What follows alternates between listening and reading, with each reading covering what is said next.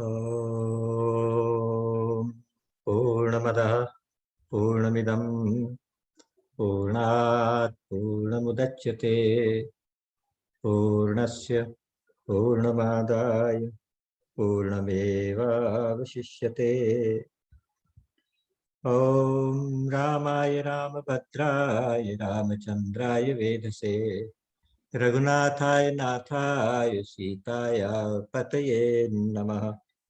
श्री राम राम रघुनंदन राम राम, श्री राम राम भरताग्रज राम राम, श्री राम राम दशरथ, श्री राम राम रघुनंदन राम राम, श्री राम राम भरताग्रज राम राम, श्री राम राम रणकर्कश राम राम, श्री राम राम शरणं भव राम राम। श्री रामचंद्र चरणौ मनसा स्मरामि, श्री रामचंद्र चरणौ वचसा गृणामि, श्री रामचंद्र चरणौ शिरसा नमामि, श्री रामचंद्र चरणौ शरणं प्रपद्ये। माता रामो मत्पिता रामचंद्रः, स्वामी रामो मत्सखा रामचंद्रः, सर्वस्वं मे रामचंद्रो दयालुः, नान्यं जाने नैव जाने न जाने। दक्षिणे लक्ष्मणो यस्य, वामे च जनकात्मजा, पुरतो मारुतिर्यस्य, तं वन्दे रघुनन्दनम्। लोकाभिरामं रणरङ्गधीरं, राजीवनेत्रं रघुवंशनाथं, कारुण्यरूपं करुणाकरन्तं, श्रीरामचन्द्रं शरणं प्रपद्ये। मनोजवं मारुततुल्यवेगं, जितेन्द्रियं बुद्धिमतां वरिष्ठं, वातात्मजं वानरयूथमुख्यं, श्रीरामदूतं शरणं प्रपद्ये।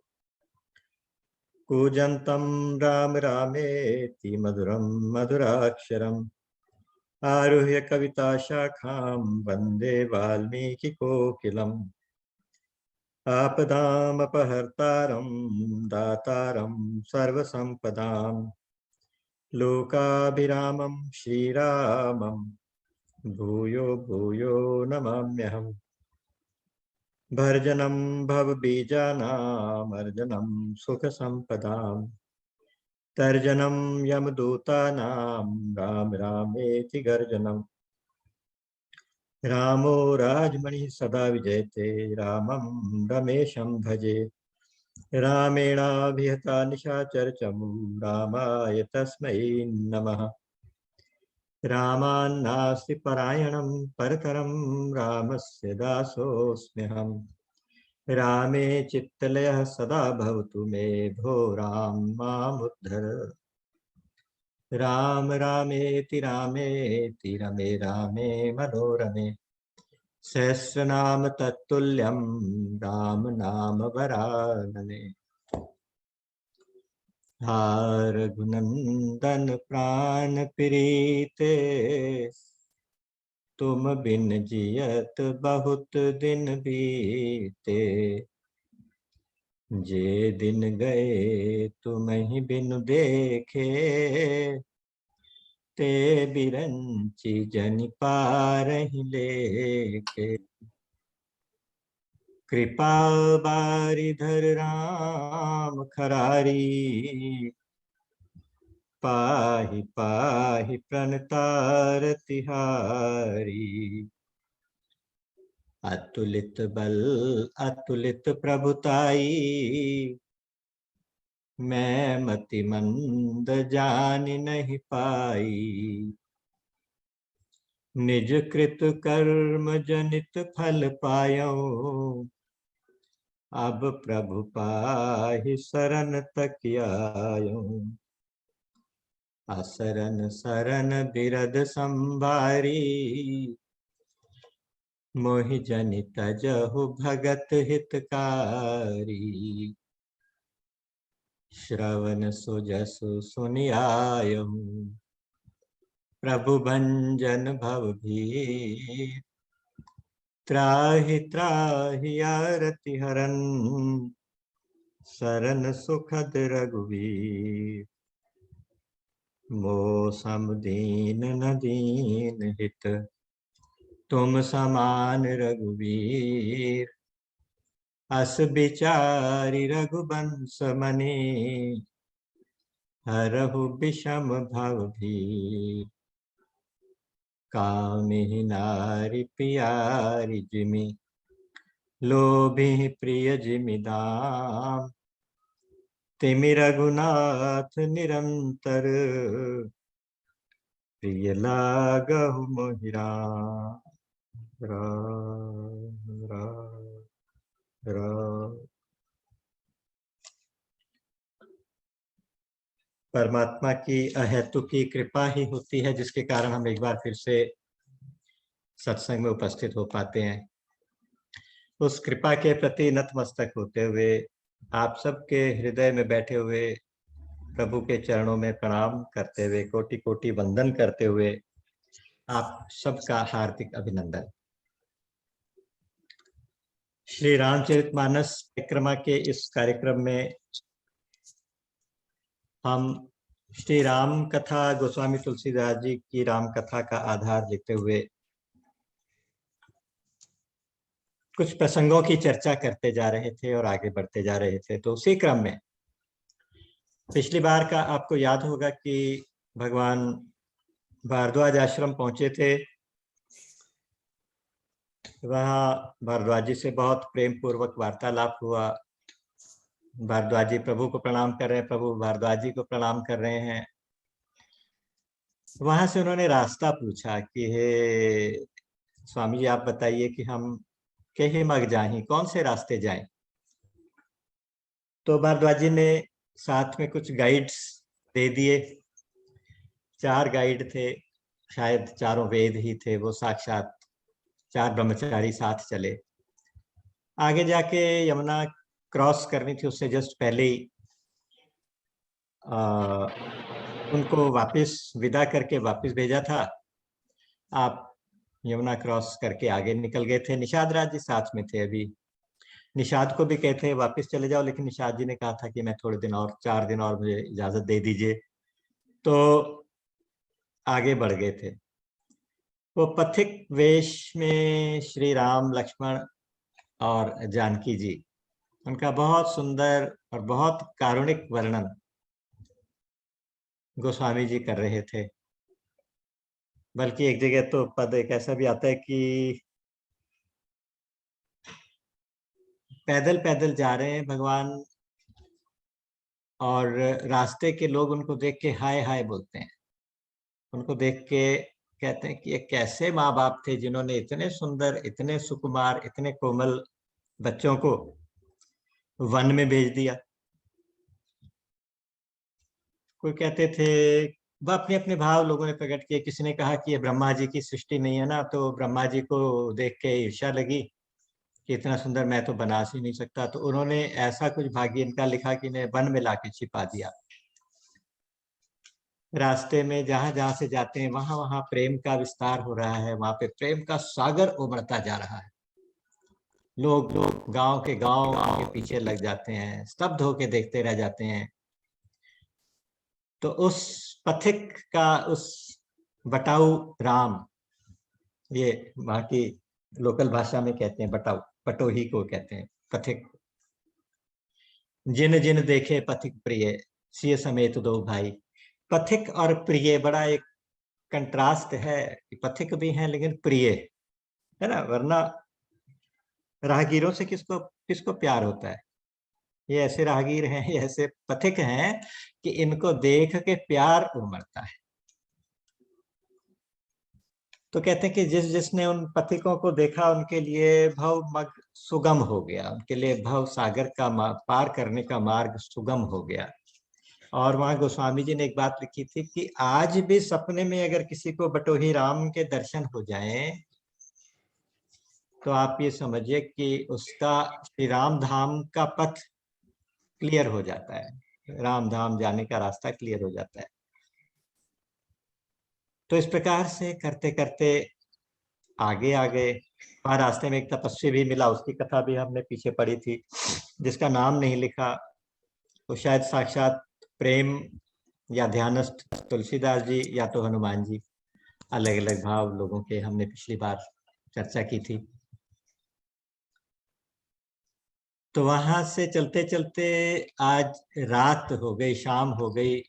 रास्ते में एक वट वृक्ष देखा, उसके नीचे आराम किया और सुबह उठ के फिर और आगे चले हैं। आगे चल के अब रास्ते में एक आश्रम आता है। उस आश्रम के आसपास पहुंचते ही एकदम से जो चारों तरफ का वातावरण बदला हुआ सा दिखाई देता है। ऐसा वातावरण, इतना सुंदर वातावरण है, हरे भरे पेड़, उनके ऊपर फल लदे हुए और पक्षी चहचहा रहे हैं। एक तालाब है, उसमें भंवरे गुंजार कर रहे हैं, कमल खिले हुए हैं, वैशाख के महीने में कमल खिले हुए। और वहां मतलब जैसे किसी काल का कोई प्रवेश ही ना हो, और सारे एरिया के अंदर ज्योति सी छाई हुई है।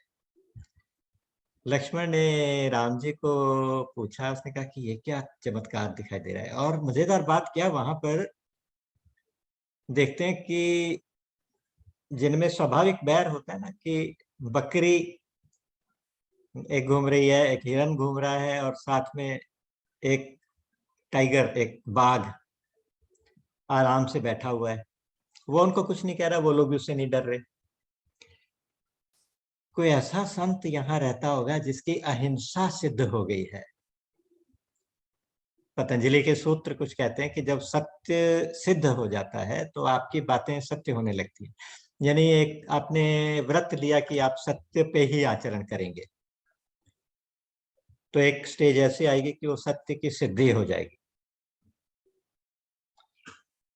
तो सत्य की सिद्धि होने से फिर किसी कामना को पूरा करने के लिए केवल कह देना ही काफी। जैसे व्रत, जैसे आपने किसी को आशीर्वाद दिया तो काम हो गया, वाणी में सिद्धि हो जाती है। उसी तरह से अहिंसा की सिद्धि हो जाने से, अहिंसा प्रतिष्ठायाम तत्सन्निधौ वैर त्यागः, ये सूत्र है। सत्य प्रतिष्ठायाम क्रियाफलाश्रयत्वम, कि क्रिया के लिए फल के, क्रिया के आश्रय की जरूरत नहीं, फल के लिए क्रिया के आश्रय की जरूरत नहीं रहती, केवल कह देना ही काफी होता है। उसी तरह से अहिंसा की सिद्धि हो जाने पर, अहिंसा की प्रतिष्ठा स्थापित हो जाने पर स्वाभाविक वैर छोड़ के लोग आपस में रहने लगते हैं। सारे जानवर भी आपस में वैर छोड़ देते हैं।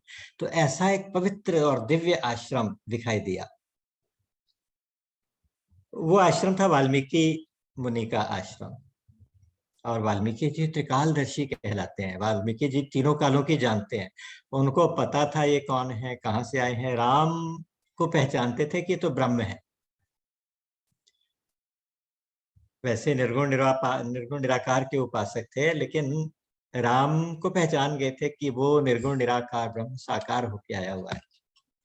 तो तुरंत ऐसा लिखा है कि वो अपने आश्रम के बाहर उनको लिवा लाने के लिए, उनका स्वागत करने के लिए आश्रम के बाहर अपने शिष्यों के साथ आ गए।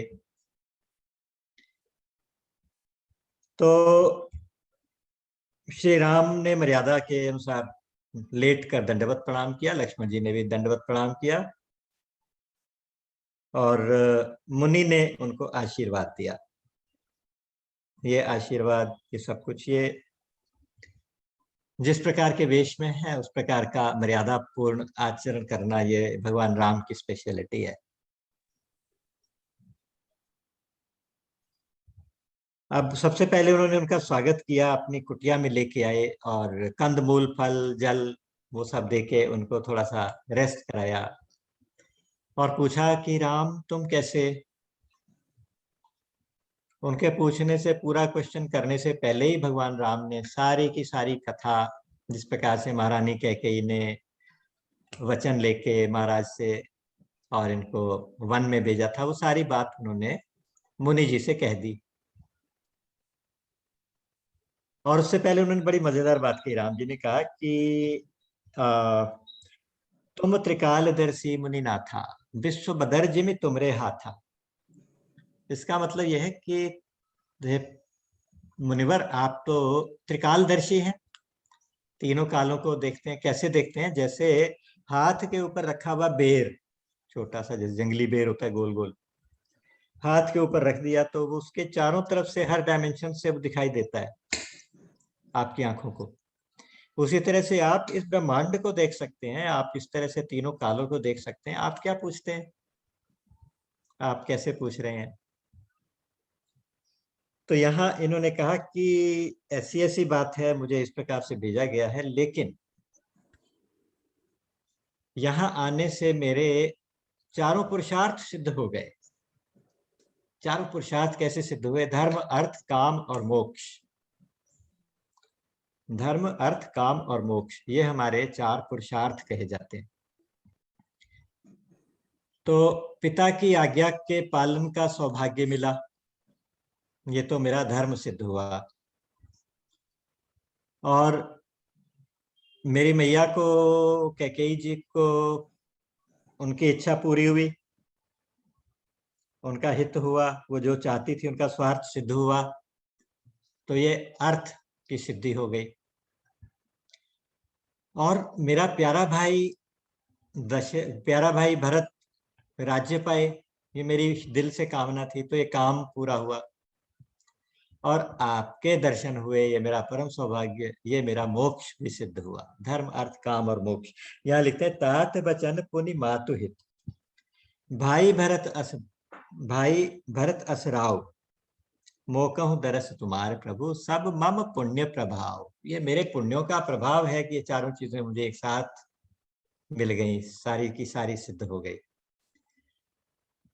तो मुनिवर से बात हुई, आराम किया, आराम करके अब प्रभु पूछते हैं हमसे, प्रश्न पूछते हैं कि हे मुनिवर, आप मुझे बताइए कि मैं कहाँ रहूं, रहने के लिए कोई स्थान बताइए।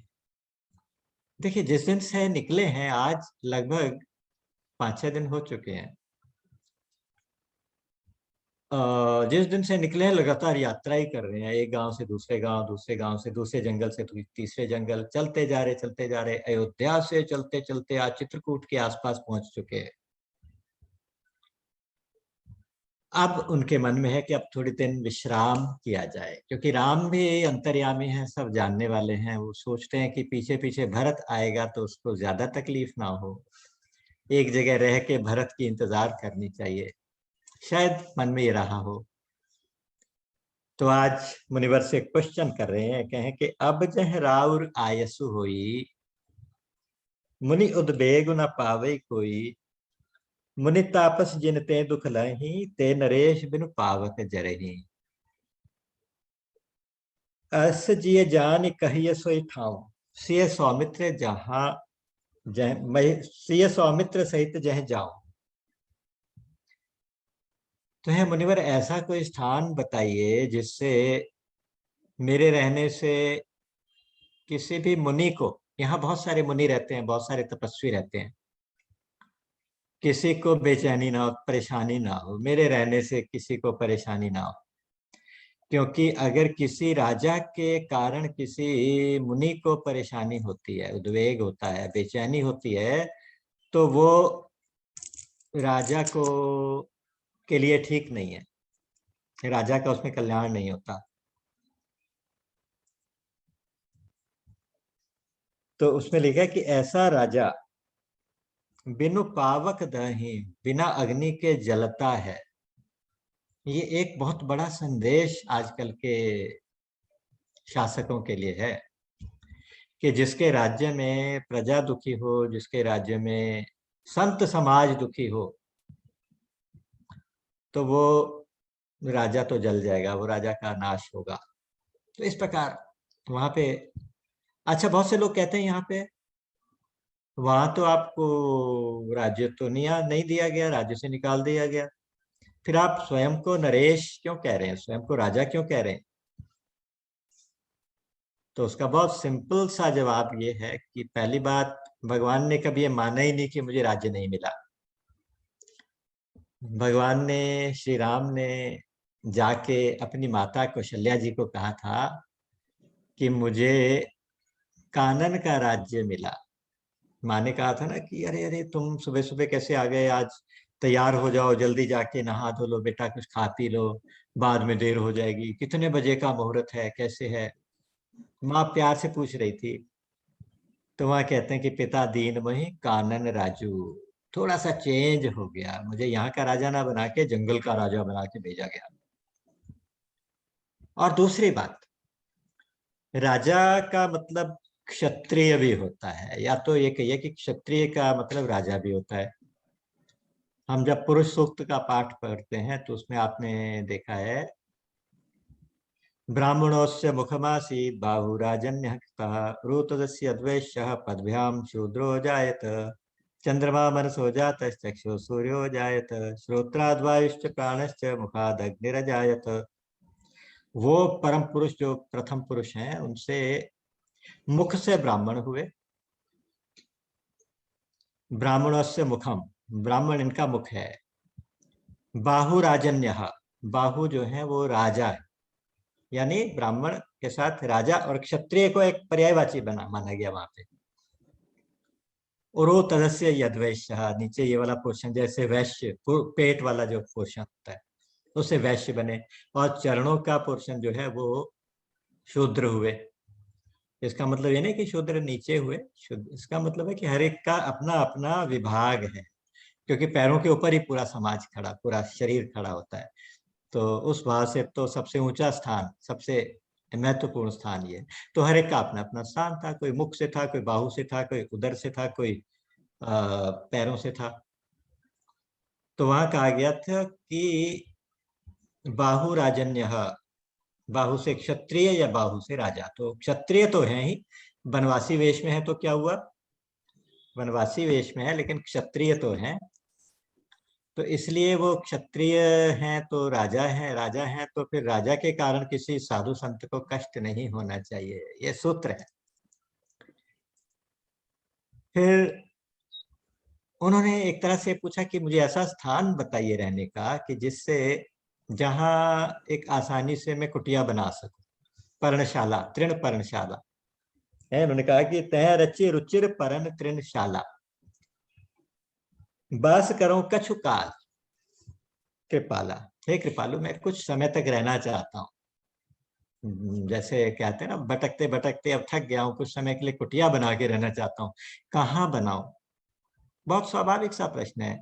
और मजेदार बात यह है कि जब भारद्वाज जी से पूछा, उनसे नहीं पूछा कि मैं कहाँ रहूं, अभी तो और घोर जंगल में जाना था इसलिए शायद।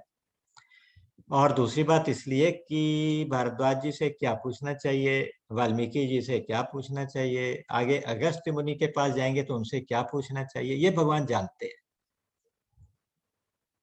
क्योंकि भारद्वाज जी के बारे में कहा गया परमार्थ पथ परम सुजाना, परमार्थ के पथ के सुजान है, जानकार है, कर्मकांडी ब्राह्मण है भारद्वाज जी। तो इसलिए उनसे मग पूछा, रास्ता पूछा कि ही मग जा। यहाँ वाल्मीकि जी कौन है, कहते वंदो मुनि पद कंज रामायण जय निर्मय। वंदना प्रकरण में शुरू शुरू में गोस्वामी जी ने लिखा, वंदो मुनि पद कंज, मुनि के चरण कमलों को प्रणाम करता हूँ, मुनि वाल्मीकि जी के। रामायण जय निर्मय, राम अयन, राम अयन, रामायण, अयन का मतलब होता है निवास, भगवान के रहने का जो निवास स्थान है उसे कहते हैं रामायण। तो आज राम सचमुच का एक अयन बनाना चाहते हैं, एक सचमुच का एक स्थान लौकिक रीति से बनाना चाहते हैं, तो और किससे पूछेंगे, जिसने रामायण की रचना की उनसे ही पूछेंगे। और देखिए आगे जाके अगस्त्य जी से पूछेंगे कि ऐसा मंत्र दीजिए जिससे मैं रावण को मारूं, वहां निशाचरों को मारना था, तो निशाचरों को मारने के लिए मुझे मंत्र दीजिए।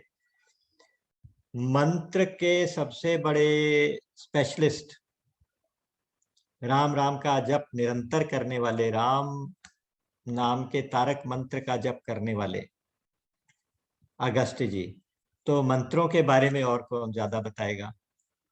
तो वहाँ वाल्मीकि रामायण में उनको आदित्य हृदय स्तोत्र मिला है, आगे जाके मिला, खैर, लेकिन वो अगस्त्य जी ही बताएंगे रास्ता। और उस समय अगस्त जी का जब वर्णन आएगा तो उनकी बात करेंगे, क्योंकि एक इतना बड़ा कैरेक्टर है अगस्त जी भी। मजेदार बात है कि जो समुद्र को पी जाए, जो विंध्याचल पर्वत को लिटा दे, और जो उन्होंने बड़े ऊंचे ऊंचे काम, अगस्त संहिता उन्होंने लिखी, मंत्रों के बारे में तो वो मास्टर थे, और हथियारों के बारे में उनके पास तो सुपर स्पेशलिस्ट लैब थी। आजकल के जमाने के हिसाब से कहें तो वो सबसे बड़ा रिसर्च सेंटर थे। तो अगस्त जी से पूछेंगे राक्षसों को मारने का मंत्र। आज वाल्मीकि जी से पूछ रहे हैं कि ठाव बताओ, मुझे कोई ठाव, कोई रहने का स्थान, टेम्परेरी कुछ टाइम के लिए वास करो, कछु काल कृपाला, कुछ काल के लिए मैं यहाँ निवास करूं। बाद में खैर 1 साल तक यहाँ रहे, कछु काल में 1 साल, 14 में से 1 साल यहाँ पर रहे। तो अब वाल्मीकि जी हंस पड़े, मुस्कुरा कर बोले कि राम तुम धन्य हो, तुम इतना विनम्र क्यों ना हो, तुम तो वेद धर्म, वैदिक धर्म के पालक हो, और मुझसे मजाक करते हो, मुझसे छिपने की कोशिश करते हो, मैं तुम्हें जानता हूँ। श्रुति से तु पालक राम, तुम जगदीश माया जानकी, जो सृजति जग पालति हरति रुख पाई कृपा निधान की, जो सहस शीसु अहि सुमहि धरु लखन सचराचर धनी, सुर काज धरि नर राज तनु चल दलन खल निशिचर यनी। बहुत सुंदर कहा कि हे राम, श्रुति सेतु पालक राम, तुम श्रुति सेतु पालक की जो वैदिक धर्म की मर्यादा है उसका पालन करने वाले, उसके पालक हो, उसकी रक्षा करने के लिए अवतरित हुए हो। और आप कौन हो? आप जगदीश हो, सारे जगत के स्वामी हो, अखिल ब्रह्मांड नायक तुम हो।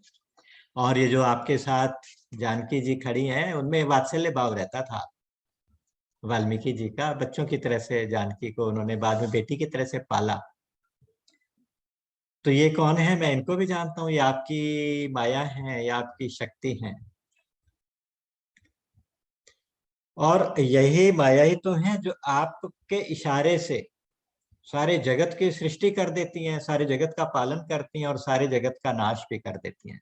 जो सृजति जग पालती हरति, कैसे? रुख पाई कृपा निधान, कृपा निधान का रुख देखकर, कृपा निधान की मर्जी देखकर।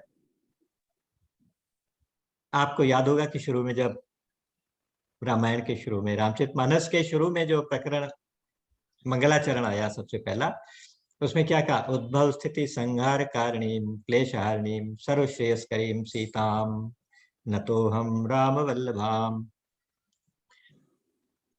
कौन है जानकी जी? उद्भव स्थिति संहार कारिणी। उद्भव यानी संसार की उत्पत्ति भी करती हैं, सृष्टि की स्थिति भी करती हैं, अर्थात पालन भी करती हैं, और संहार भी करती हैं। जानकी जी वो हैं, वो शक्ति हैं जिनकी एक कृपा दृष्टि से लोग जो हैं, साधारण इंसान लोकपाल बन जाता है। लोकपाल, सारी दुनिया का, सारी सृष्टि का पालन करने वाला लोकपाल। और साथ में जो आपके ये लखन जी खड़े हैं ना, ये मैं जान गया, ये भी शेषनाग जी हैं, 1000 सिर वाले शेषनाग, जो पृथ्वी को अपने फन के ऊपर धारण करते हैं। आज आप तीनों मनुष्य का शरीर धारण करके देवताओं का काम करने के लिए, हे सचराचर धनी, हे चराचर सृष्टि के मालिक, आप एक ब्राह्मण, एक क्षत्रिय का वेश धारण करके, मनुष्य का वेश धारण करके आप लीला करने निकले हो। मैं तुम्हें जानता हूं। तुम मेरे से पूछते हो कि कहाँ रहूं?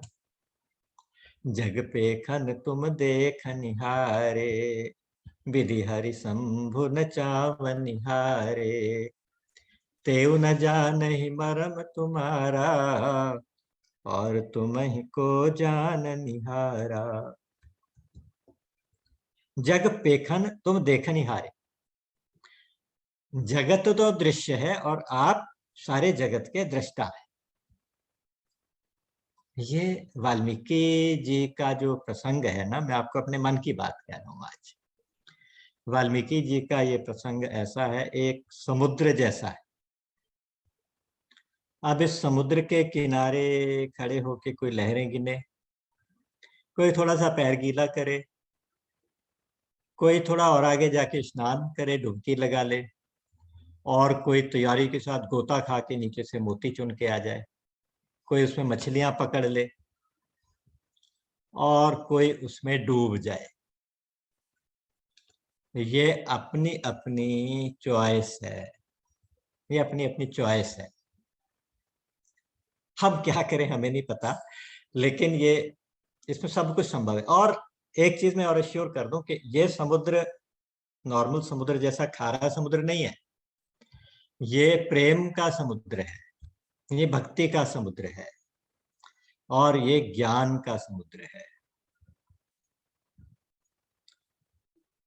इस समुद्र में डूब जाने वाला भवसागर के पार होता है।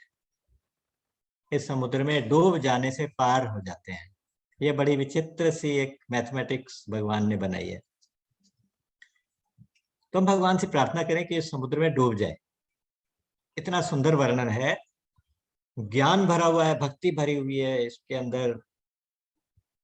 उस मुनि ने, उनका क्या दृष्टिकोण रहा होगा, गजब की चीज है। और हम सबके लिए कुछ सूत्र हैं। सबसे पहले कहते हैं कि मैं आपको पहचाना, आप जगत के दृष्टा है। मुझे याद है रमण महर्षि से किसी ने कहा था कि हमें ऐसी कोई साधना बताएं या आप ऐसी कृपा करें कि हम भगवान का दर्शन कर सकें। तो रमण महर्षि ने कहा था कि न तो मैं किसी को भगवान को दिखा सकता हूँ, और ना कोई ऐसा साधन बता सकता हूँ जो भगवान को दिखा दे, क्योंकि भगवान देखने वाली चीज नहीं है, भगवान तो खुद सबके दृष्टा है। मतलब खुद भगवान दिखाई देने वाली वस्तु नहीं है, भगवान दिखाई देने वाला तत्व नहीं है, भगवान तो सबको देखने वाले हैं। जग पेखन तुम देखनिहारे। और ब्रह्मा विष्णु महेश को अपने इशारों पे नचाते हैं, विधि हरि शंभु नचावनिहारे। और विधि हरि शंभु अर्थात ब्रह्मा विष्णु महेश, ये भी आपका मर्म नहीं जानते, ये भी आपका रहस्य नहीं जानते। और तुम्हें को जाननिहारा, आपको और कौन जानेगा जब ब्रह्मा विष्णु महेश नहीं जानते। और तुम्हें को जाननिहारा। और सो जान ही जेहि देहु जनाई, जानत तुम ही होई जाई। ये भी बहुत सुंदर सार गर्भित सी एक चौपाई है। वो कहते हैं कि हाँ, वो जान सकता है जिसको आप जनाना चाहें, जिसको आप अपने बारे में ज्ञान देना चाहें, वो ही आपके बारे में जान सकता है। वो कौन होता है जिसको भगवान जनाना चाहे? कहते हैं कि नायम आत्मा प्रवचनेन लभ्यः। ये आत्मा कोई प्रवचन से नहीं मिलता। ये हमारे मुंडक उपनिषद का एक मंत्र है। नायम आत्मा प्रवचनेन लभ्यः, न मेधया न बहुना श्रुतेन। ना तो ये मेधावी होने से, बहुत बड़ी बुद्धिमान होने से आपको आत्मा का ज्ञान होगा, ना ये किसी प्रवचन से होगा, प्रवचन करने से नहीं होगा, बुद्धि से नहीं होगा, और श्रवण से भी नहीं होगा, ना बहुधा श्रुतेन, बहुत बार बार सुनने से भी नहीं होगा। यमे वैश्य वृणुते तेन लभ्य। जिनको आत्मा खुद चूज करे उसको वो प्राप्त होती है। और तस्यैष आत्मा विवृणुते तनुम स्वाम, अपने आप को उसके सामने प्रकट कर देती है। अब किसी को चूज किया कि इसको मैंने अपना स्वरूप बताना है, तो भगवान उसके सामने प्रकट हो जाते हैं। तो भगवान परमात्मा ब्रह्म राम, ये साधनों से नहीं मिलते, ये कृपा से मिलते हैं। साधनों से नहीं मिलते, कृपा से मिलते हैं। साधनों से नहीं मिलते, कृपा से मिलते हैं। साधन क्यों किए जाते हैं? क्योंकि साधन करने से हमें अपनी निस्साधनता का अनुभव होता है। सूत्र की बात, बिल्कुल एक समझ लेने वाली बात। बहुत काल तक साधन करते करते समझ में आ जाता है कि भगवान साधन से नहीं मिलते। तब अंत में जब दोनों हाथ खड़े करके शरण हो जाते हैं, सच्ची शरणागति होती है, तो भगवान कृपा करके मिल जाते हैं। मिल जाते हैं का मतलब स्वयं को प्रकट कर देते हैं। अच्छा, ये अवस्था आने से पहले पूरी शक्ति जब तक खर्च नहीं होती, पूरी शक्ति जब तक समाप्त नहीं होती, अपने बल का पूरा अभिमान, पूरा एक जो एहसास है कि मैं कुछ कर सकता हूं, ये वाला एहसास जब तक समाप्त नहीं होता, तब तक असली शरणागति भी नहीं होती, तब तक असली पुकार भी अंदर से नहीं निकलती। हे नाथ कृपा करो, हे नाथ। वो पुकार जो असली अंदर से निकलने वाली पुकार है ना, वो तभी निकलती है जब हमें अपनी निस्साधनता का अनुभव हो जाता है। नाथ सकल साधन में ही ना, किन्हीं कृपा जानी जन दीना। सो कछु देव न मोहि निहोरा, निजपन राखे जन मन छोरा।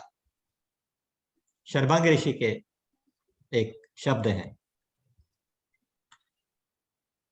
कि हे नाथ, मैं तो कुछ साधन कर ही नहीं सकता, मैं तो सकल साधनहीन हूं। जब इतनी दीनता नहीं आएगी ना, जब तक, तब तक असली शरणागति सिद्ध नहीं होती। जब तक लगता है कि मैं कुछ कर सकता हूं, ये अवस्था आने के लिए कुछ करना पड़ता है। ये अवस्था आने के लिए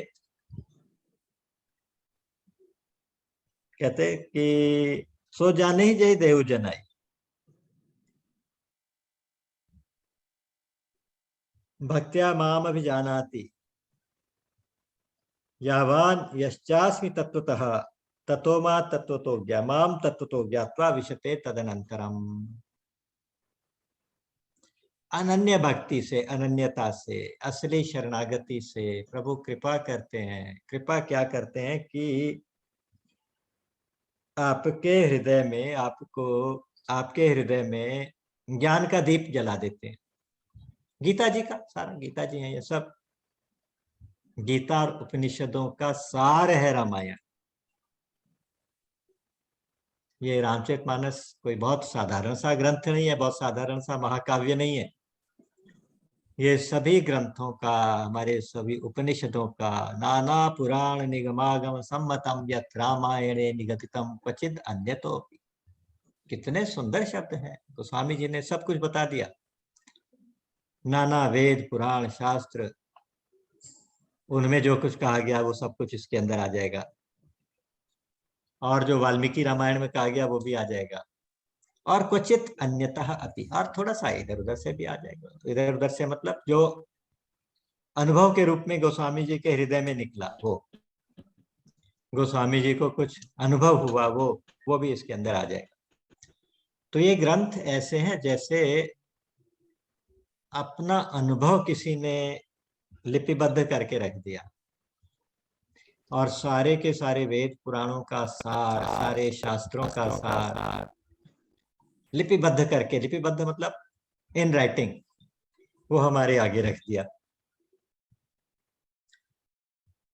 तो इसलिए ये बिल्कुल वेदों की वाणी बोल रहे हैं। जो वाल्मीकि जी कहते हैं, सो जाने ही जय देहु जनाई, जानत तुम ही होई जाई। कि ब्रह्मा विष्णु महेश भी आपको नहीं जान सकते। कौन जान सकता है? सो जाने ही जय देहु जनाई। और जब जान लेता है, तुम्हें जान लेता है जो, वो तुम ही हो जाता है। जो तुम्हें जान लेता है वो तुम ही हो जाता है।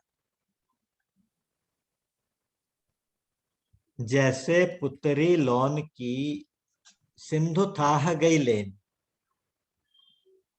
जैसे एक नमक की पुतली समुद्र की थाह लेने गई,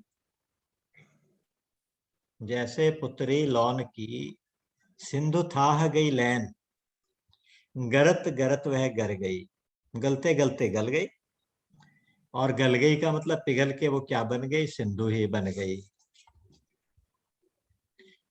कही न जाई बैन, कह न सकी कछु बैन, गरत गरत वह गर गए। यही होता है जो भगवान को की तलाश में भगवान को ढूंढने निकलता है तो वो वही हो जाता है। अब कौन आके वर्णन करे। किसी शायर ने कहा, मुझको लगता था कि कासिद जल्द लाएगा खबर।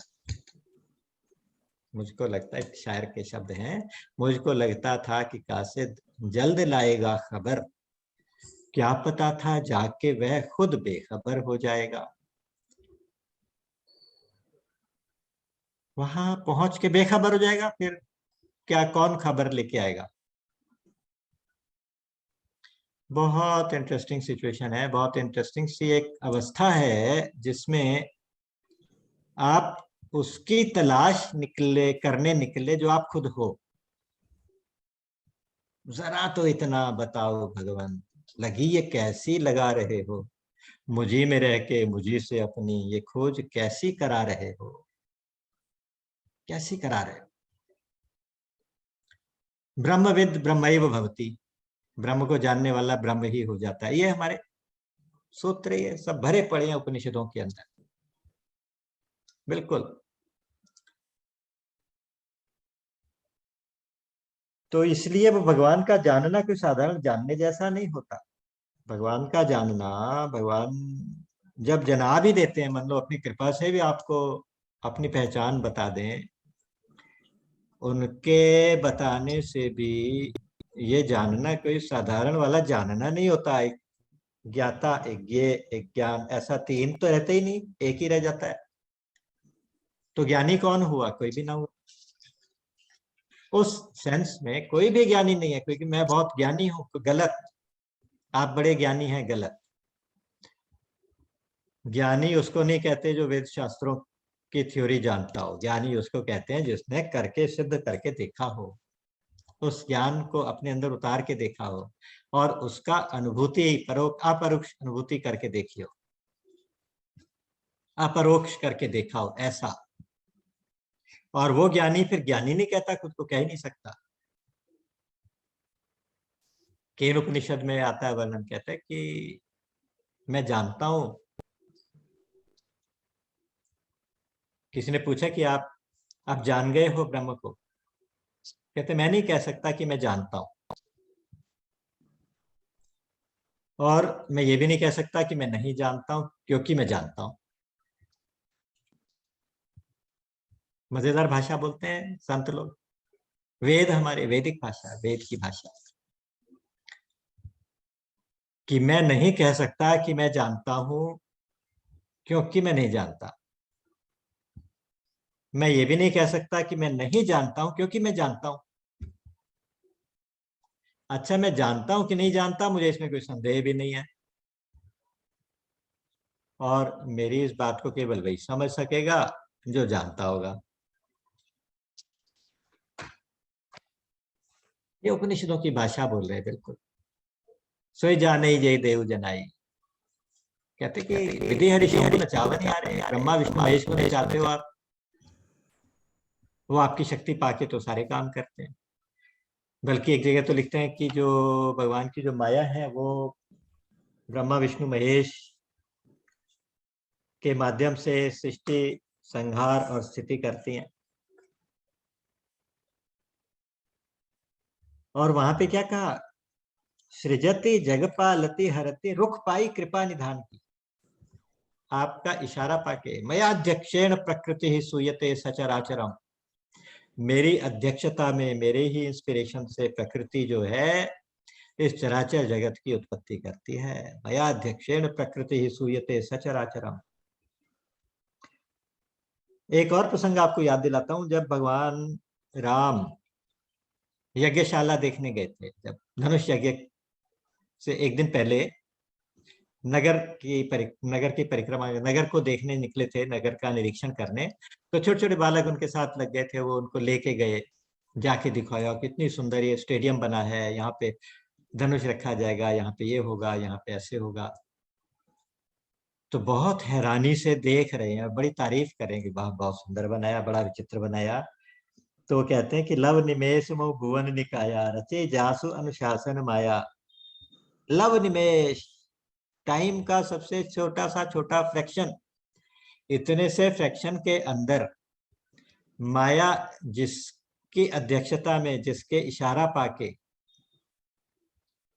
सारे सृष्टि अखिल ब्रह्मांडों की रचना कर दे, सारे लोगों की रचना कर दे, वो भगवान आज विचित्र से विचित्र विचित्र कह के और बड़े एप्रिशिएटिंग टोन में इसको देख रहे। तो वो माया, वो जानकी जी अतिशय प्रिय करुणा निधान की। करुणा निधान शब्द है, यहाँ पे कहा गया कृपा निधान। इन शब्दों में, इस छंद में रुख पाई कृपा निधान की। वो तो जगत सुता जग जननी जान की, अतिशय प्रिय करुणा निधान की। करुणा निधान जो भगवान का नाम है, उसी का पर्यायवाची यहाँ कृपा निधान करके देखा गया, क्योंकि करुणा निधान शब्द जो है वो केवल जानकी जी यूज करती हैं। तो ये इसके बारे में फिर कभी चर्चा करेंगे, ये सब्जेक्ट बदल जाएगा। तो मजेदार बात, भगवान कहते हैं राम स्वरूप तुम्हार वचन अगोचर बुद्धि पर। आपका स्वरूप वचन अगोचर बुद्धि पर, वचन, इंद्रियां और बुद्धि इन सब की सीमा के पार है। हे राम, तुम्हारा स्वरूप तुम्हें पहचानता हूं। तुम्हारा स्वरूप यतो वाचो निवर्तन्ते अप्राप्य मनसा सह, जिसका वर्णन करने करने में मन सहित वाणी वापस लौट आती है। मन भी चिंतन नहीं कर पाता उस तत्व का, वाणी भी उसका वर्णन नहीं कर पाती, और बुद्धि भी नहीं वहां तक पहुंच पाती, इंद्रियां भी नहीं पहुंच पाती। वचन अगोचर बुद्धि पर, न तत्र चक्षुर गच्छति न वांग गच्छति नो मनः, ना आंखें भी नहीं वहां पहुंच पाती, अर्थात आंखों से उसको प्रत्यक्ष नहीं देख सकते। ये जो चर्म चक्षु, इनसे आप कहाँ देखोगे। वाणी भी वहां तक नहीं पहुंची, न वांग गच्छति, ना वो नो मनः, ना मन पहुंचता है, ना बुद्धि पहुंचती है। तो न चक्षुषा गृह्यते, ना पिवाचा, ना निर्देवई, ये सब उपनिषद के सूत्र हैं, उपनिषदों में आए हैं, मुंडक में, तैत्तिरीय में, अलग अलग जगह जगह। तो उनका मर्म कौन जानेगा। तात कबों कोई पाव की थाहा थाहा, राम अमित गुण सागर थाह की पाव ही कोई। राम अमित गुणों का सागर है, उसकी थाह को कौन पाएगा। तो ये वचन अगोचर हैं, बुद्धि के परे हैं, मन के परे हैं, इंद्रियों के परे, अविगत, अविगत गोतीतम, इंद्रियों से अतीत, जानने से अतीत, बुद्धि से अतीत, मन से अतीत, वो तत्व हैं, वो राम के रूप में आज सामने प्रत्यक्ष खड़े हैं। आज वाल्मीकि जी की दशा कुछ ऐसे हो गई है, जैसे आपको याद होगा जनक जी की हो गई थी। जनक जी निर्गुण ब्रह्म के उपासक हैं, हमेशा ब्रह्मानंद में लीन रहते हैं। आज कहते हैं कि हे ऋषिवर, ये दोनों बालक कौन है। विश्वामित्र जी से कहते हैं, ऋषिवर ये दोनों बालक कौन है। इन्हीं देख ही मन अति अनुरागा, बरबस ब्रह्म सुख ही मन त्यागा। इनको देख के मन इतना अनुराग से भरा जा रहा है, इतना प्रेम अंदर से उभरता जा रहा है कि अचानक ब्रह्मानंद को भी छोड़ने का मन कर रहा है कि इससे कोई बड़ा आनंद मिल गया। यम लब्ध्वा चापरम नाभम मन्यते नाधिकम ततः, यस्मिन् स्थितो न दुखे न गुरुणापि विचाल्यते। ये वो तत्व है, गीता जी कहते हैं, ये वो तत्व है कि इसको प्राप्त करके फिर इससे बड़ा कोई लाभ दिखाई नहीं, इस लाभ को प्राप्त करके इससे बड़ा कोई लाभ मिलता ही नहीं, और बड़े से बड़े दुख मिलने पर भी यहाँ से विचलित हुआ नहीं जाता। तो ये वो तत्व है, यम लब्ध्वा चापरम लाभम मन्यते नाधिकम ततः। और कोई मानने में आता ही नहीं इससे बड़ा लाभ। आज वो प्राप्त हो गया, तो आज अचानक उनकी जो भक्ति है वो सगुण भक्ति में कन्वर्ट हो रही है।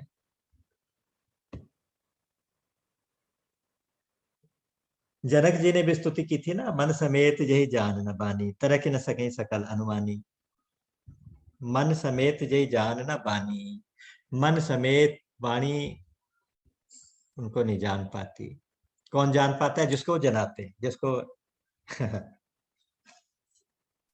तो भगवान किसको जनाते हैं? कहते हैं कि भाई 11वें अध्याय में आपको याद होगा, लास्ट के 2 श्लोक हैं, ना हम वेदैर न तपसा न दानेन न चेज्जया। न वेदों के अध्ययन से मैं मिलता हूँ, जैसा आपने मुझे देखा, मेरे जिस स्वरूप को आपने देखा, अर्जुन को कह रहे हैं कि वैसा ना तो वेदों के अध्ययन से यानी साधनों से नहीं, न तप से, न दान से, न यज्ञ से, इस तरह का मैं दिखाई देने के लिए संभव नहीं हो। और कैसे संभव हो? भक्त्या त्वनन्य या शक्य अहमेवं विधुर्जन। अनन्य भक्ति से मैं जानने के योग्य हूँ। जो अनन्यता से अनन्य भक्ति करके मेरी शरण में आता है, उसके द्वारा मैं जानने योग्य हूँ। और न केवल जानने योग्य बल्कि साक्षात देखने लायक भी हूँ। और न केवल साक्षात देखने लायक बल्कि उसमें प्रवेश करने लायक। ज्ञातुम द्रष्टुम च तत्वेन प्रवेशुम च परंतप। हे परंतप, ज्ञातुम द्रष्टुम तत्वेन प्रविष्टुम, समर्थ। जान सकते हो, देख सकते हो, मुझ में मिलके एक हो सकते हो। तो ये अनन्य भक्ति से संभव है। अनन्य भक्ति का मतलब अनन्य शरणागति। तोर दास मोर दास काई नर आशा, करिए तो कहा विश्वासा। राम जी कहते हैं कि मेरा दास कहा है और दूसरे के ऊपर भरोसा करे तो उसका आप कौन विश्वास करेगा? यानी अगर भगवान को अपनाया तो अब भगवान के अलावा और किसी के ऊपर कोई भरोसा नहीं, कोई डिपेंडेंस नहीं, कोई सहारा नहीं। मेरा एक सहारा बस राम जी है, और कोई सहारा है ही नहीं। नाता एक राम जी से, दूसरे नाते तोड़ गए, बाकी सारे नाते समाप्त, केवल एक राम जी से नाता है। जब इतनी अनन्यता आती है तो कहते हैं फिर कुछ भी असंभव नहीं।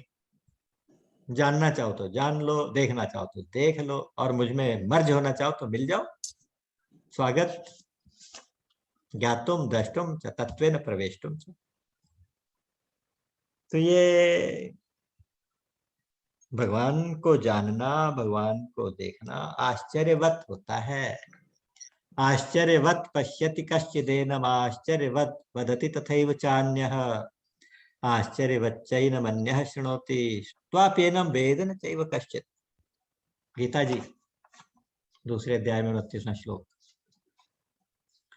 कोई कोई मुझे आश्चर्य की तरह देखता है, कोई कोई आश्चर्य की तरह से सुनता है, कोई कोई आश्चर्य की तरह से कह देता है, कोई आश्चर्य की वजह से सुनता है, और सुनकर भी कोई जान नहीं पाता।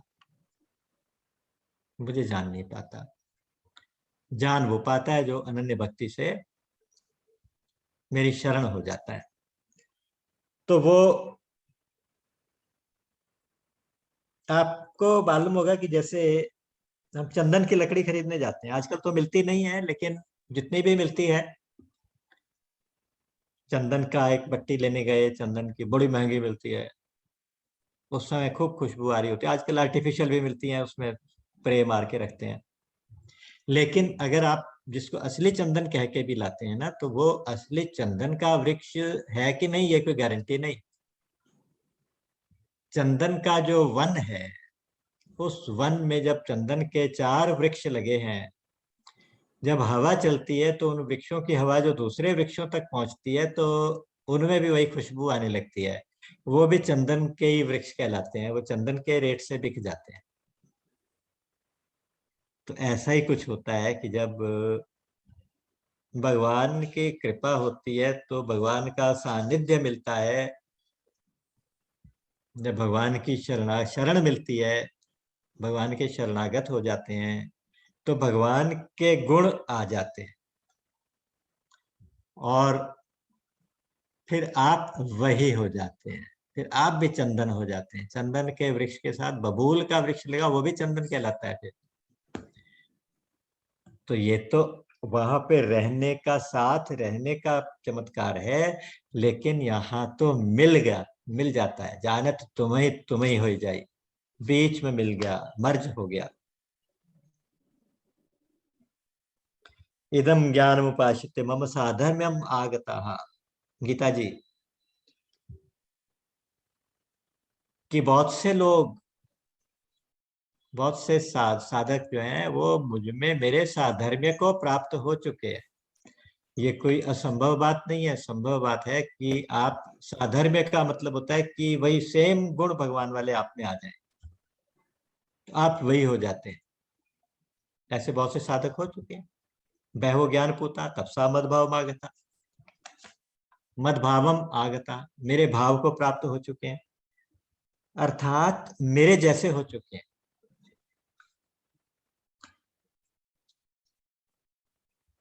बस ये है। शायर वहां पे क्या कहते हैं, तेरी गली में आकर हम खो गए हैं दोनों।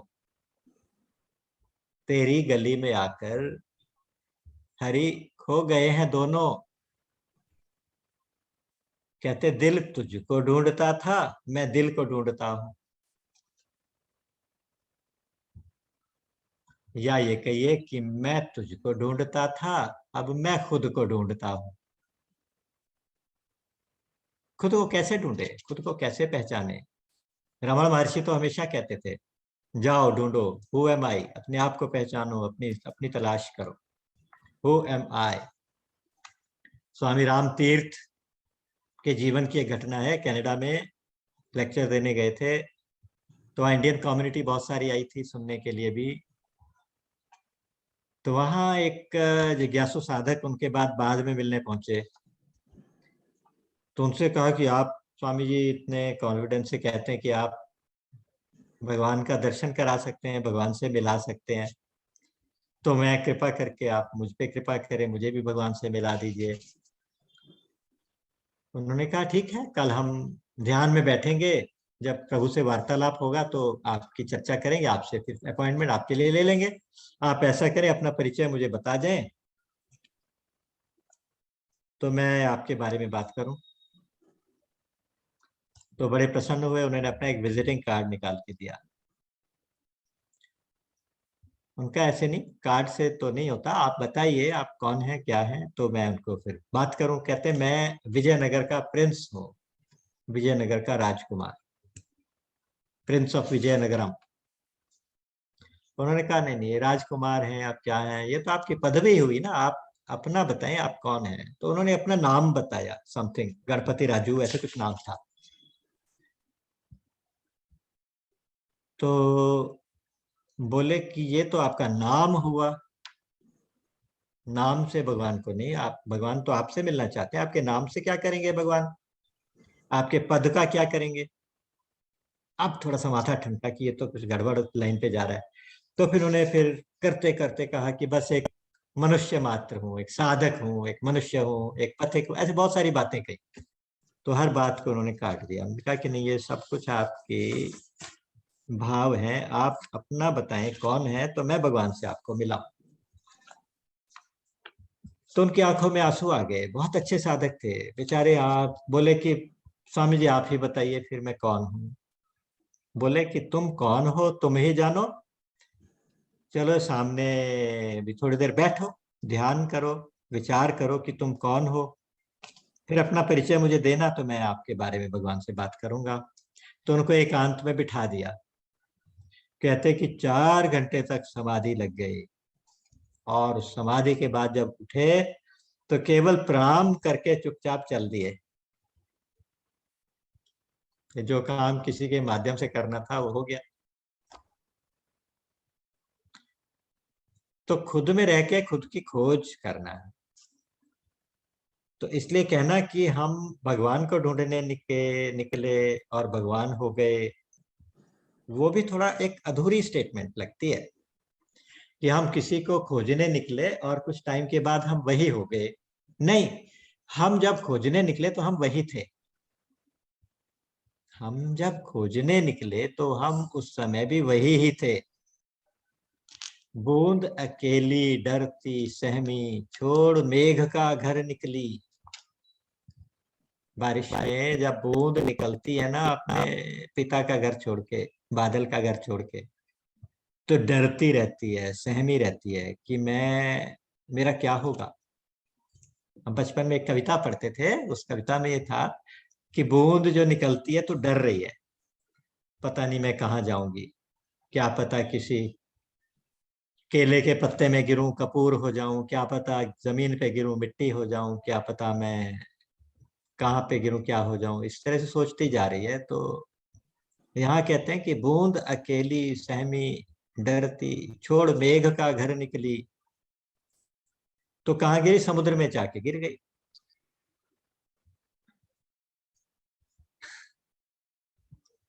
मिटाया खुद को बनी वो सागर, जब सागर में आन मिली।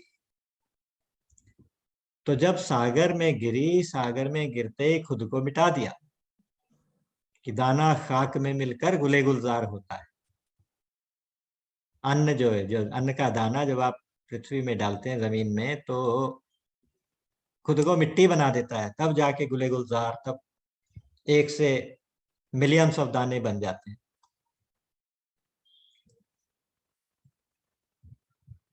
तो सागर की बूंद जब मेघ का घर छोड़ के निकली थी तो वो कौन थी, वो जल ही थी। और जल में जाके मिली तो जल हो गई। जानत तुम्हें होई जाई, जानत तुम्हें होई जाई, सोई जान ही जई देव जनाई, जानत तुम्हें होई जाई। तो सागर में मिलके सागर हो गई।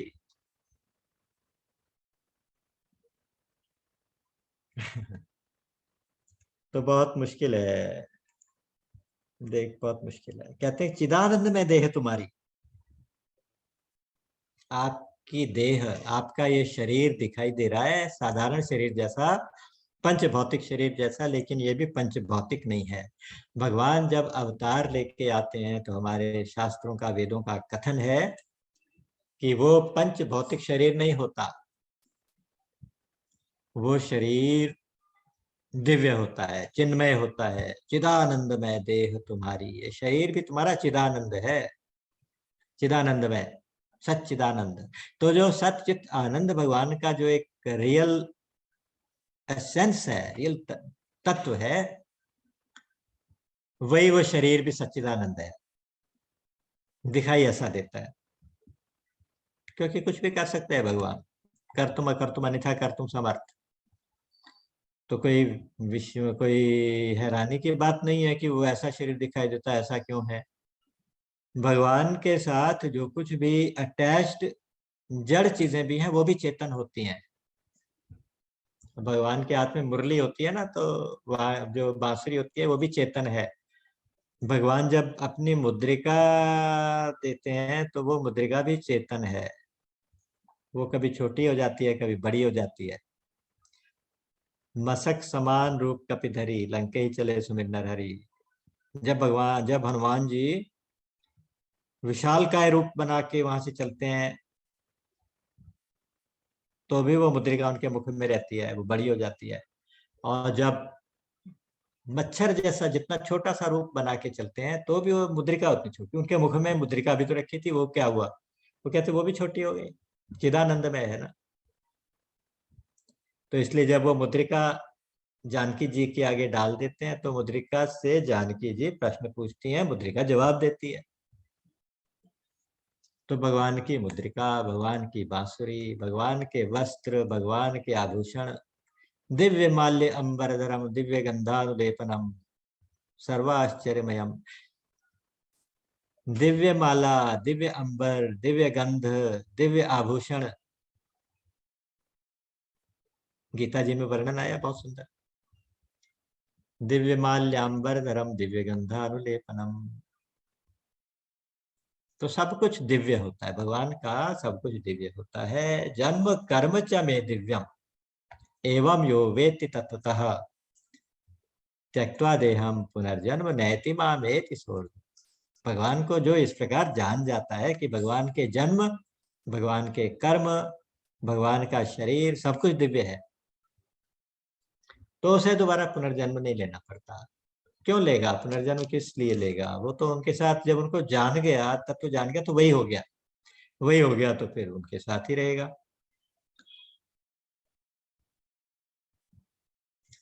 और चिदानंद में देह को कौन जानेगा? विगत विकार जान अधिकारी। केवल अधिकारी साधक जान पाएंगे, वो साधक जिनके विकार दूर हो चुके हैं। ये विगत विकार साधक के लिए भी हो सकता है, ये विगत विकार शब्द भगवान के लिए भी हो सकता है। भगवान ही एक निर्विकार है, तो इसलिए हो सकता है भगवान के लिए शब्द प्रयोग किया हो। तो उस विकार रहित परमात्मा को जानने वाले साधक अधिकारी साधक होते हैं, जो जानते हैं कि आप चिदानंदमय हैं।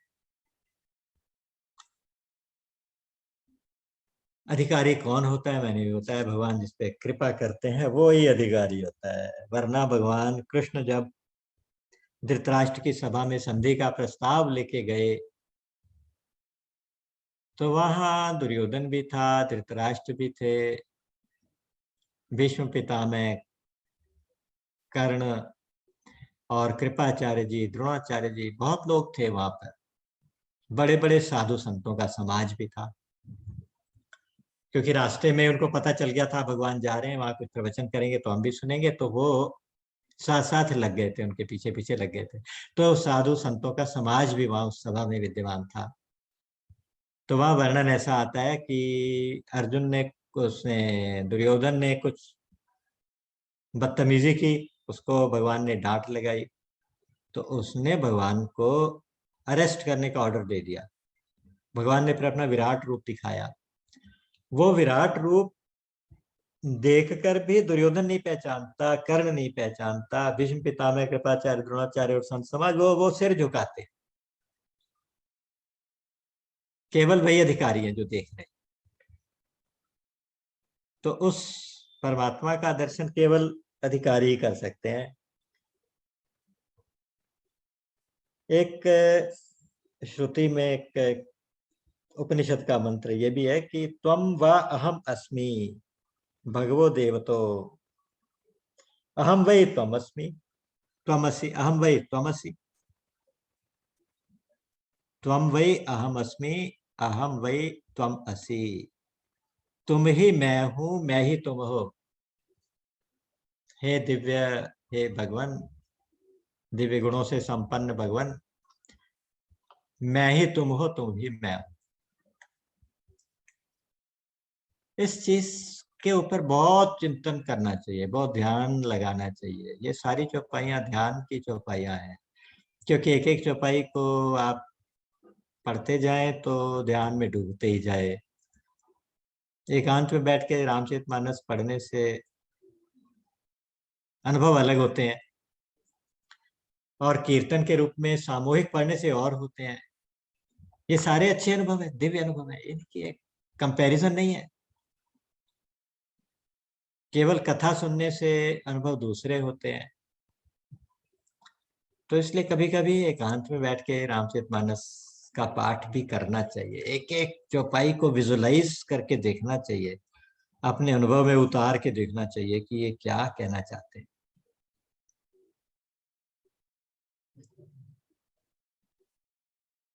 दैवी येषा गुणमयी मम माया दुरत्यया मामेव ये प्रपद्यन्ते माया मेताम तरन्ति ते। बीच में जो माया का पर्दा है ना, वो हमें अनुभव नहीं करने देता, क्योंकि दुस्तर माया है। भगवान ने कहा मम माया दुरत्यया, तो माया को कौन तरते हैं? कहते हैं कि मामेव ये प्रपद्यन्ते, मुझे ही जो, मेरी ही जो शरण होते हैं, वो मेरी इस माया को पार हो जाते हैं। मेरी माया का प्रभाव उनके ऊपर नहीं होता। जो मेरे चरणों में आ जाते हैं, उन पर मेरी माया का जाल नहीं पड़ता। जैसे मछुआरे समुद्र में मछलियां पकड़ने जाते हैं, छोटी सी डोंगी, छोटी सी नाव लेके उसके ऊपर एक बहुत बड़ा जाल, फोल्ड किया हुआ जाल होता है, गोल गोल घुमा के जाल को दूर तक बिखेर के फेंकते हैं। तो उस जाल में हजारों सैकड़ों मछलियां फंसती हैं, लेकिन वो मछलियां नहीं फंसती जो उस नाव के नीचे आ जाती हैं, जो चरणों के पास, मछुआरे के चरणों के पास आ जाती हैं, वो मछलियां फंसने से बच जाती हैं। उसी तरह से चक्की में जब दाने पीसे जाते हैं, हाथ वाली चक्की अगर आपने देखी हो, आजकल बच्चों ने नहीं देखी, लेकिन उस चक्की में बीच में दाना डालते जाते हैं और घुमाते जाते हैं, तो और आटा पिसता हुआ बाहर गिरता रहता है, लेकिन सेंटर में जो कीला होता है, उस कीले के पास कुछ दाने पड़े ही रह जाते, गोल गोल घूमते रहते हैं लेकिन पड़े वहीं रहते हैं, पिसते नहीं है। तो जो कीले को जिसने पकड़ लिया, भगवान की स्मृति को एकदम, भगवान के स्मरण को अपना आधार बना लिया, हे राम, हे नाथ, हे मेरे नाथ, हे मेरे प्रभु, मैं आपको भूलू नहीं। ये क्या है? स्वामी जी ने हमें सूत्र दिया। उन्होंने कहा कि आप थोड़ी थोड़ी देर के बाद कहते रहो, हे नाथ मैं आपको भूलू नहीं, हे नाथ मैं आपको भूलू नहीं। अभी तो एक बहुत, आजकल टेक्नोलॉजी का जमाना है ना, एक बहुत सुंदर सा एक ऐप बनाई गई है। उस ऐप में स्वामी जी की आवाज में, स्वामी श्री रामसुदास जी महाराज की आवाज में ये शब्द, हे राम, हे प्रभु, हे मेरे नाथ मैं आपको भूलू नहीं, उसमें 15-15 मिनट का एक अलार्म लगा हुआ है। आपका फोन जहां रखा होगा ना, हर 15 मिनट में ये बोलता है, हे नाथ मैं आपको भूलू नहीं, हे नाथ मैं आपको तो एक तरह से ये करते करते आपको याद दिलाता रहता है। अगर मैं आपसे कहूं कि यार 15 मिनट बाद याद करो, तो भूल जाओगे, लेकिन अगर आपका फोन अलार्म दे रहा है तो आपको याद रहे। और स्वामी जी ने तो यहाँ तक कह दिया था कि कोई भी साधन मत करो, केवल इतना भी करते रहो तो भी तुम्हारा कल्याण हो जाएगा। ये थोड़ी थोड़ी देर के बाद ये कहते रहो कि हे नाथ मैं आपको भूलू नहीं। तो ये साधन क्या साधन है? ये साधन है, किले को पकड़ लिया, आप पिसोगे नहीं, गारंटी है। किले को पकड़ लिया बस, जिसके आधार पे सारा जगत घूम रहा है, सारी सृष्टि पिस रही है दो पाटन के बीच में, साबुत बचाना कोई, वो सब पिस जाएंगे माया के इस दो पाटों के बीच में, लेकिन वो बचा रहेगा जो कीले के पास रहेगा, वो बचा रहेगा जो मछुआरे के चरणों के पास रह जाएगा। उसके ऊपर जाल नहीं पड़ेगा, माया का जाल नहीं आएगा। मामेव ये प्रपद्यन्ते माया मेताम तरन्ति ते, तेषाम सतत युक्ता नाम भजताम प्रीति पूर्वकम ददामि बुद्धि योगम तम। जो मेरे को प्रीति पूर्वक भजन करते रहते हैं ना, प्रेम से भजन करते रहते हैं, तो उनके अंदर में बुद्धि योग जागृत कर देता हूँ, उनकी बुद्धि को इस लायक बना देता हूँ, अधिकारी बना देता हूँ। विगत विकार जान अधिकारी, अधिकारी बना देता हूँ बुद्धि योग देकर। और उस अधिकार के मिलते ही, मैंने अधिकार दिया तो मुझे जान जाते हैं, मुझ में प्रवेश कर जाते हैं, और वो मैं ही हो जाते हैं।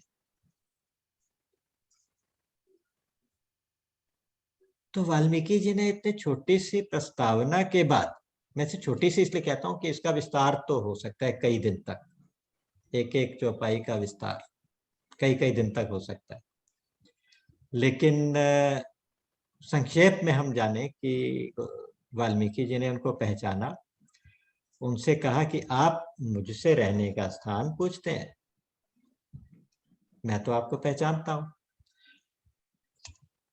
और पहले तो मैं आपसे एक प्रश्न पूछूं। आपका पूछना तो ठीक है, आप मनुष्य के वेश में आए हैं, मनुष्य की लीला कर रहे हैं, मनुष्य शरीर की लीला कर रहे हैं, तो आप मुझसे पूछती हैं जस काचिए तस नाचिए, जस काचिए तस चाहिए नाचा।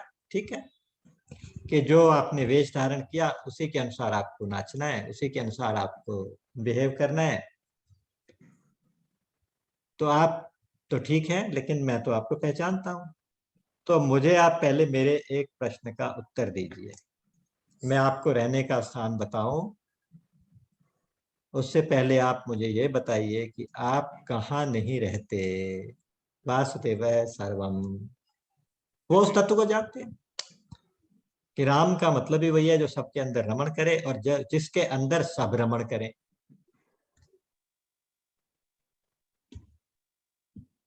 मया ततमिदम सर्वम जगद अव्यक्त मूर्तिना,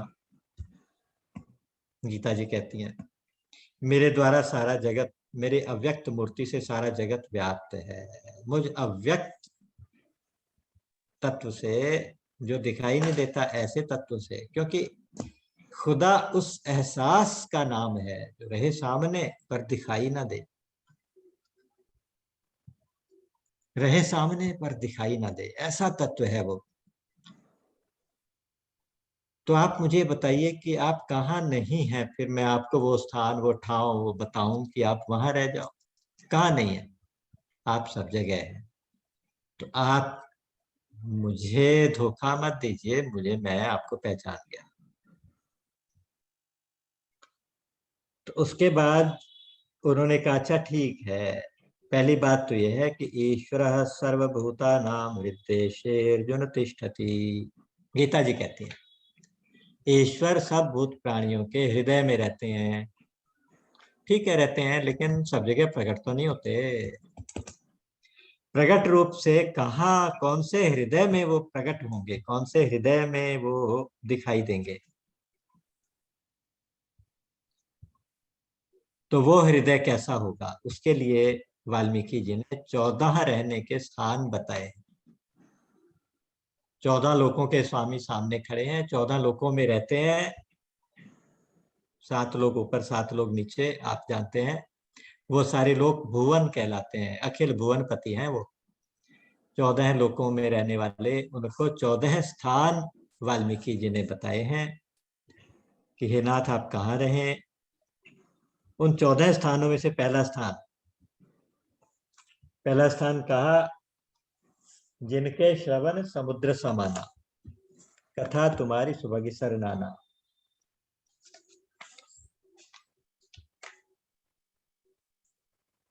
ये बहुत सुंदर प्रसंग है, इसको आनंद ले लेके पढ़ना चाहिए। सुनहु राम अब कहूँ निकेता, जहाँ बसो सिय लखन समेता। हे राम, अब मैं वो स्थान बताता हूँ, वो निकेतन घर, वो बताता हूँ जहाँ आप लक्ष्मण और जानकी तीनों निवास करो। जहाँ सत्य, ज्ञान वैराग्य और भक्ति, जहाँ तीनों एक साथ निवास करें, ऐसा स्थान बताता हूँ। ये हमारे लिए प्रेरणा वाले सूत्र हैं। जिनके श्रवण समुद्र समाना, कथा तुम्हारी सुभग सरिनाना। बड़े निरंतर हो ही न पूरे, तिनके ही तुम कहूँ गृह रूरे।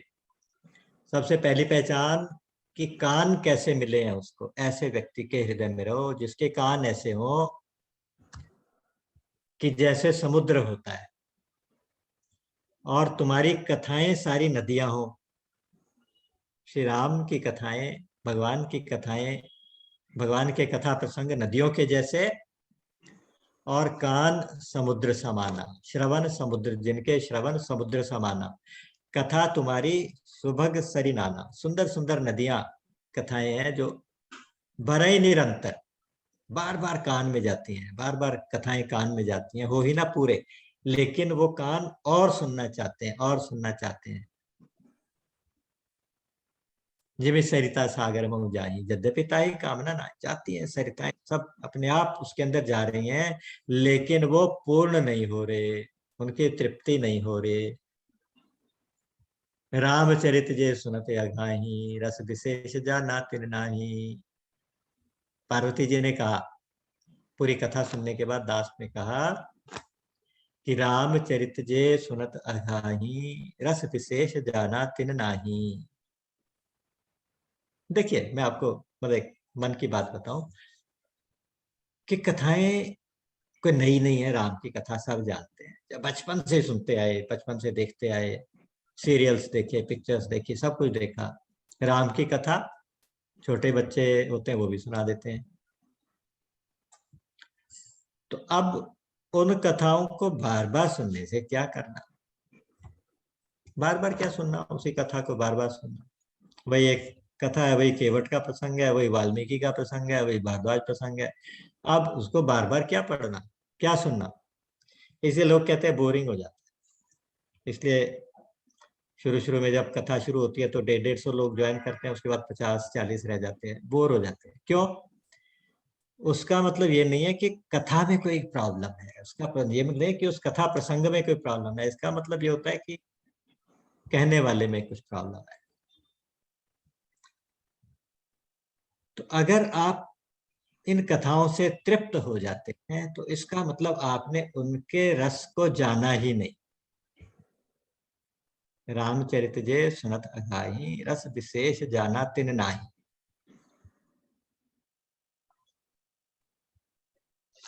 और पीछे कहा था कि वो कान जिनमें कथा, अच्छा ये पहली भक्ति है, ये श्रवण भक्ति सबसे पहली भक्ति है। श्रवणम कीर्तनम विष्णु स्मरणम पाद सेवनम, ये अर्चनम वंदनम दास्यम सख्यम आत्मनिवेदनम, ये 9 तरह की भक्ति होती है, 9 तरह की। श्रवण, मनन, श्रवण, कीर्तन, विष्णु स्मरणम, पाद सेवनम, अर्चनम, वंदनम, दास्यम, सख्यम, आत्मनिवेदनम, ये 9 प्रकार की भक्ति है। प्रथम भक्ति श्रवण है। सबसे पहला इनपुट हमें कान से आता है, इसलिए ऐसी कोई भी चीज सुनने से परहेज करें जो हमारे अंदर जाके पॉल्यूट करे। तो केवल सुने तो राम के चरित्र सुने, भगवान के चरित्र सुने, अच्छी बातें, अच्छे विचार सुने, अच्छे विचार अंदर जागृत हों। इसलिए जिनके श्रवण समुद्र समाना, कथा तुम्हारी सुभग सरिनाना, भरे निरंतर हो न पूरे। तो हे राम, आप लक्ष्मण जानकी उनके हृदय में जाके निवास करो। तो ये पहला स्थान बताया कि उनके हृदय में रहो, जिनके कान ऐसे हों। प्रथम भक्ति संतन कर संगा। जब 9 भक्ति कौन सा कपड़ा शबरी जी को बताएंगे ले भगवान लो। राम, तो वहां पे प्रथम भक्ति संतन कर संगा।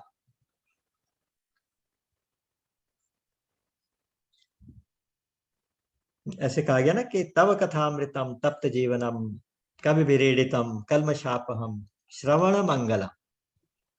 आपकी कथा का अमृत कैसा है? श्रवण मंगल, सुनने से ही मंगल करने वाला है। श्रीमदाततम भुवि गृणंति ते पूरिदा जना, जो आपको राम कथा देते हैं तो वो बहुत बड़े दानी हैं।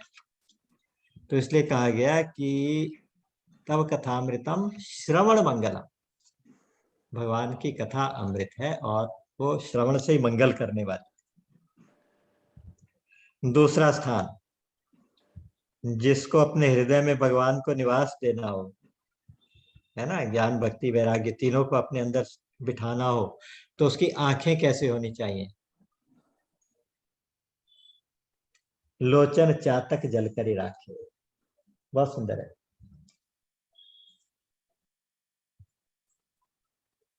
लोचन चातक जिन करी राखे, रहि दरस जल धर अभिलाषे, निदरहि सरित सिंधु सर भारी, रूप बिंदु जल हो ही सुखारी, तिनके हृदय सदन रघुनायक, बसहु बंधु सिय सह रघुनायक। जिनके नेत्र चातक जैसे हैं, चातक पक्षी एक होता है, एक मिथोलॉजिकल एक करेक्टर है चातक पक्षी। चातक पक्षी एक हमारे अध्यात्म में एक उदाहरण के रूप में लिया जाता है, वो एक अनन्यता का प्रतीक। वो हर तरह का जल नहीं पीता, वो केवल शरद ऋतु की स्वाति नक्षत्र में जो वर्षा होती है उसका जल पीता है, बाकी पीता ही नहीं। तो ये होती है अनन्यता कि हम केवल भगवान का ही दर्शन करेंगे। लोचन चातक जिनकरी राखी, जिन्होंने अपने नेत्रों को चातक बना के रखा है और वो भगवान के दर्शन रूपी बादल का, मतलब जो भगवान कृपा का जो वर्षा होगी, उनके दर्शन होंगे, तो बस वही देखेंगे हम, और कुछ देखेंगे ही नहीं। या से आप ये समझ, हम हर जगह भगवान का दर्शन करेंगे, वासुदेव है सर्वम का अनुभव करेंगे। योबाम पश्यति सर्वत्र सर्वम च मयि पश्यति, सब में मुझको देखे, सब जगह मुझको ही देख ले, और मेरे अलावा और कुछ दिखाई देना जिसे बंद हो जाए। ऐसे जिसकी आंखें हो, उनके हृदय में मकान बना के रहो, उनके हृदय में आप तीनों रहो, सीता के सहित, लक्ष्मण के सहित, आप स्वयं। श्रवण से सबसे पहले हुई चित्त की शुद्धि। श्रवण एक साधन है चित्त की शुद्धि के लिए, और चित्त की शुद्धि एक साधन है आपके बोध के लिए। बोध है ज्ञान के लिए, चित्त की शुद्धि एक साधन है, और उसी से फिर होगा मोक्ष, उसी से मोक्ष होगा। तो इसलिए कहा गया कि कान तो समुद्र के समान हो, नेत्र चातक के समान हो, जो केवल भगवान के दर्शन के ही अभिलाषियों, और कुछ देखना ही ना चाहे।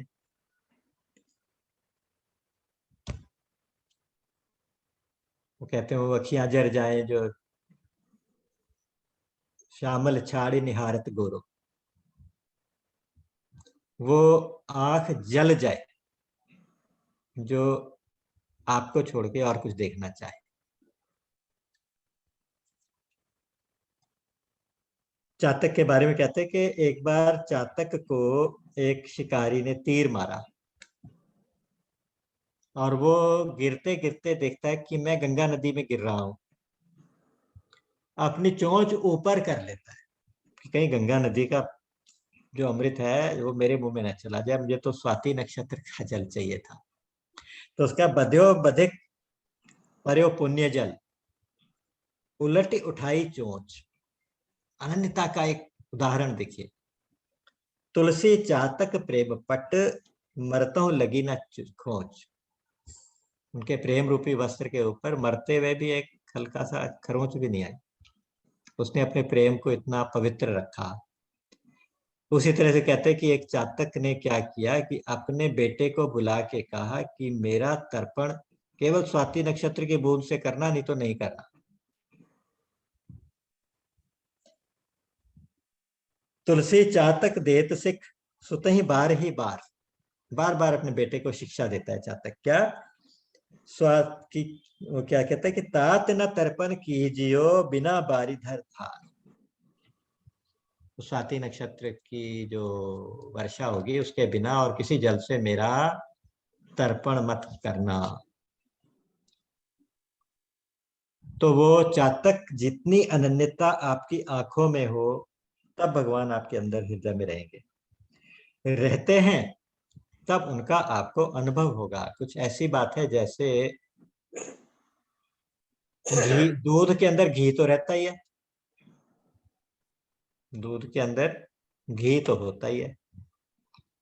एक बार किसी की, स्वामी जी सुनाया करते थे, एक बार किसी की गाय बीमार हुई, तो उसको वैद्य के पास लेके गए, जो डॉक्टर था जानवरों का। उसने बताया कि इसको 100 ग्राम काली मिर्च और 250 ग्राम घी, देसी घी मिला के पिला दो। अगले दिन पता चला गाय और ज्यादा बीमार हो गई, तो वो वापस गया। तो बोले कि आपने ऐसा क्यों, ये ठीक नहीं हुआ, क्या करें? बोले कि आपने मेरा बताया फॉर्मूला दिया था।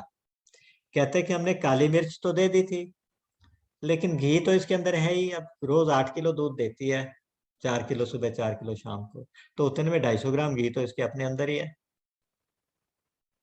वो जो अपने अंदर घी है ना, वो काम नहीं आएगा। घी वो काम आएगा जो मत के निकाला गया घी है, वो काम आएगा। ईश्वर सर्वभूतानां हृदय अर्जुन तिष्ठति, वो हृदय में, हृदय में बैठने वाला अव्यक्त तत्व, वो काम नहीं आएगा। काम वो आएगा जो यहाँ से प्रकट हो जाएगा। वातावरण में जल तो है, ह्यूमिडिटी आप देख रहे हैं कितनी ज्यादा है, लेकिन ये जल तत्व काम नहीं आएगा। जब प्यास लगेगी तो इस हवा में सांस ले लो तो प्यास बुझ जाएगी, ऐसा नहीं है। जल वही काम आएगा जो घड़े में रखा होगा, फ्रिज में रखा होगा, बोतल में, उसी से प्यास बुझेगी। उसी तरह से उस हृदय हृदय में भगवान हैं, रहते हैं, लेकिन वहां पे प्रकट होंगे जहां जिसके कान समुद्र जैसे होंगे, भगवान की कथाएं नदियां बन जाएंगी और वो निरंतर कानों से पिएगा उनको। और जिसके नेत्र केवल भगवान राम के दर्शन के लिए इतने प्यासे, इतने व्याकुल और इतने अनन्य भक्ति से सराबोर हो जाएगा, तो जिसकी आंखें ऐसी होंगी उसके हृदय में भगवान प्रकट होंगे। तो इस प्रकार 14 स्थान बताए जाएंगे। 14 स्थानों को एक एक करके देखेंगे और देखेंगे कि हम अपने अंदर भगवान को प्रकट करने के लिए कैसे बने, हमारा हृदय कैसा हो, हमारा आचरण कैसा हो, हमारी आंखें कैसी हो, कान कैसे हो, जिह्वा कैसी हो, हृदय कैसा हो, और हाथ कैसे हो, सिर कैसा हो, पैर कैसे हो, ये सब कुछ बताया गया है इसमें। इतना अच्छा प्रसंग है वाल्मीकि जी का। मैं कह रहा था कि ये समुद्र जैसा, प्रेम के समुद्र जैसा है, तो हम तो इसमें अब डुबकी लगा रहे हैं थोड़ी थोड़ी, और कोशिश करेंगे कि डूब ही जाए। तो इसलिए इसको मैं बहुत जल्दी से आगे नहीं बढ़ा पाऊंगा, आराम आराम से ही चलूंगा। तो अगली बार फिर इसी प्रसंग को यहीं से उठाएंगे, और हरी इच्छा, जैसे भगवान की प्रेरणा होगी वैसा ही होगा। बस इतना जरूर है कि भगवान के गुण, भगवान की कथाएं अनंत हैं, अनंत हैं, उनका कोई पारावार नहीं है। बस जो कुछ इधर उधर से सुना सुनाया वो आपको सुना दिया। राम अमित गुण सागर, थाह कि पावहि कोई, संतन सन जस किछु सुनेऊ, तुम ही सुनायो सोई। बोलिए सच्चिदानंद भगवान की जय। राम राम राम डॉक्टर।